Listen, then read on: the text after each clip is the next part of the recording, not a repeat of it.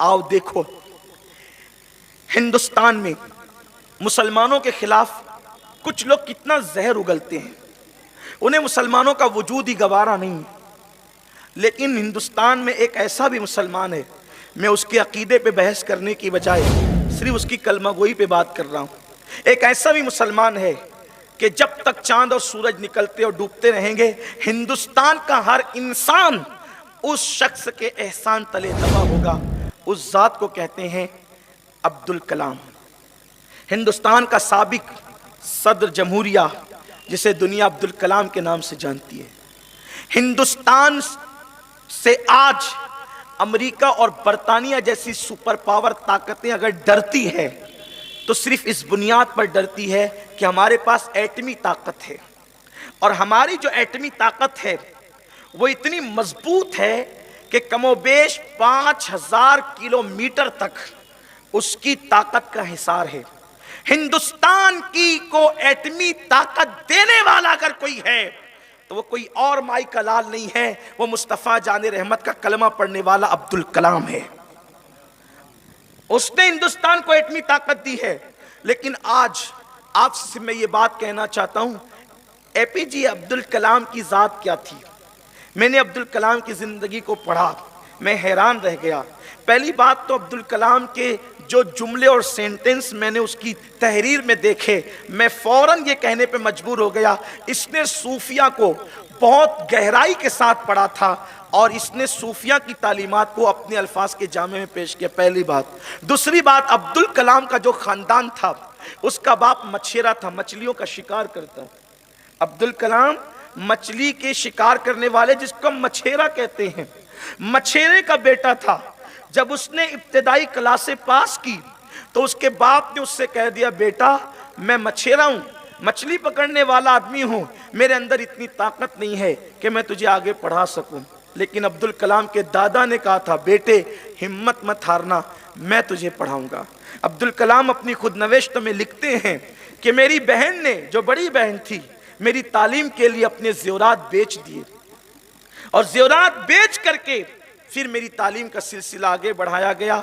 आखिरकार दादा और बहन जब तक बोझ उठाते रहे, जब तालीम का बोझ वो लोग न उठा सके तो मैं रोड पर अखबार बेच करके अपनी तालीम का खर्च उठाता रहा। और उस शख्स ने इल्म का वो जौहर हासिल कर लिया कि हिंदुस्तान के मुतासिब लीडरान भी उसको हिंदुस्तान का सदर मानने पे मजबूर हो गए। मैं ये कहता हूं, हम क्यों ऐसी तालीम हासिल करते हैं जिससे नौकरियां ढूंढनी पड़े? हम क्यों ऐसी तालीम हासिल नहीं करते कि हम नौकरी को ना ढूंढे, नौकरी हमें खुद तलाश करे? हम अपने अंदर ये सलाहियत क्यों हासिल नहीं करना चाहते कि हम अपने बच्चों को उस मंजिल पर पहुंचाए? बड़ी माजरत के साथ, लेकिन बात इतनी है, तालीम के रास्ते में गुर्बत कोई रुकावट नहीं है। ये सिर्फ एक झूठी बात है, शैतान का मकर और फरेब है। हमें चाहिए हम अपनी औलाद को तालीम दिलवाएं, लेकिन एक शर्त है।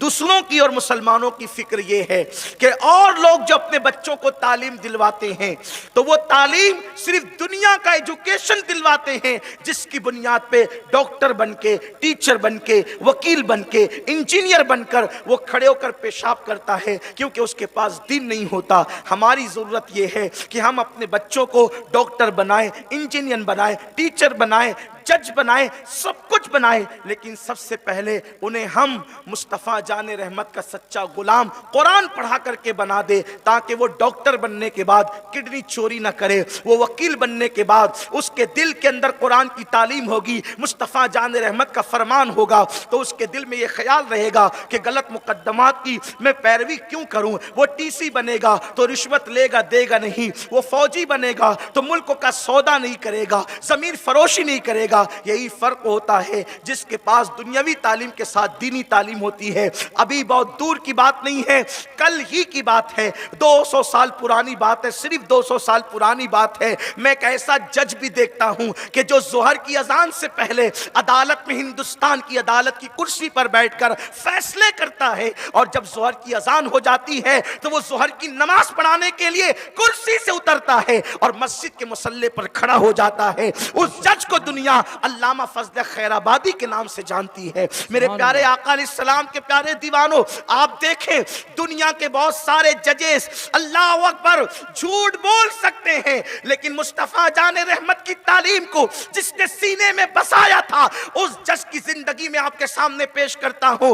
उसके बाद जज की डिग्री भी थी, लेकिन उससे पहले वो नायब रसूल की डिग्री हासिल कर चुका था। जिस वक्त फजल खैराबादी उस मुजाहिदे हुर्रियत पर जब ये फैसला चलाया गया कि अल्लाह अकबर इनको फांसी दी जाए, तो वो जज की कुर्सी पर जहां पर फजल हक का मुकद्दमा था, फजल हक का मुकद्दमा जिस जज के पास था, वो अंग्रेज जज फजल खैराबादी के हाथ के नीचे रह चुका था और वो उनका शागिर्द था। जैसे उस्ताद की मनमोहनी नूरानी सूरत देखी, अंग्रेज जज ने हजरत फजल हक से कहा, फजल हक से इतना कह दो कि ये जो फतवे पे दस्तखत है, वो फतवे पे जो दस्तखत है वो फजल हक मैं नहीं हूं, वो फजल हक कोई और है।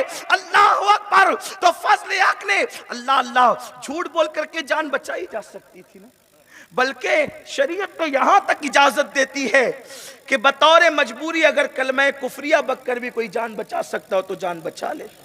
ये तो रुखसत की राह है, लेकिन अजीमत की राह ये है, अजीमत की राह ये है कि जान दे दे मगर जबान से भी कलमे कुफरिया ना बके। बहरहाल रुखसत तो है ना, रुखसत तो यह भी है कि मरने वाले को अगर खाना नहीं मिले तो वो मुर्दार उतनी देर तक के खा सकता है जितना उसकी जिंदगी बच सके। पानी ना मिले तो हराम मशरूब पी सकता है जान बचाने के लिए। मगर कुर्बान, अहले रुखसत की तबीयत अलग होती है, अहले अजीमत अलग होते हैं। अहले रुखसत मुक्तदी तो बन सकते हैं, कभी मुक्तदा नहीं बन सकते। अहले अजीमत हमेशा मुक्तदा बनते हैं। जब फजल हक से उस अंग्रेज ने कहा कि आप इतना कह दे, उस्ताद हैं आप मेरे, बस इतना कह दे कि वो फजल हक मैं नहीं हूं, आपकी जान बचा लूंगा। फजल हक ने कहा था, जान तो आज भी जानी है, कल भी जानी है, जिंदगी का एक दिन मुतय्यन है। झूठ बोलकर जान तो बच जाएगी मगर फतवे की अहमियत खत्म हो जाएगी। मैं जान तो दे सकता हूं मगर फतवे की अहमियत का खात्मा नहीं कर सकता। फजल हक ने कहा था, मैं वही फजल हक हूं जिसने इस पे दस्तखत की है। और अंग्रेजों के साथ जिहाद करना फर्ज है, मुल्क को आजाद कराना मुसलमानों के लिए लाजमी है। मेरे आका सल्लल्लाहु अलैहि वसल्लम के दीवानों, ये है इल्म दुनिया के साथ इल्म दीन हासिल करने वालों की जात। लेकिन आज जिनके पास दुनिया का इल्म है उनके पास दीन का इल्म नहीं, और जिनके पास दीन का इल्म है उनके पास दुनिया का इल्म नहीं। इसलिए जिनके पास दुनिया का इल्म नहीं है बेचारों को पता ही नहीं है कि सब्जी क्या भाव में बिक रही है और कपड़े की कीमत क्या है और रियासत और सियासत का मामला क्या चल रहा है, उन्हें तो खबर ही नहीं है। अब हाल ये हो गई है कि मुल्ला की दौड़ मस्जिद तक का मामला हो गया है, वरना फारूक आजम ने फरमाया उस शख्स को जुमा की नमाज पढ़ाने का हक नहीं है जो दुनिया के हालात से वाकिफ ना हो।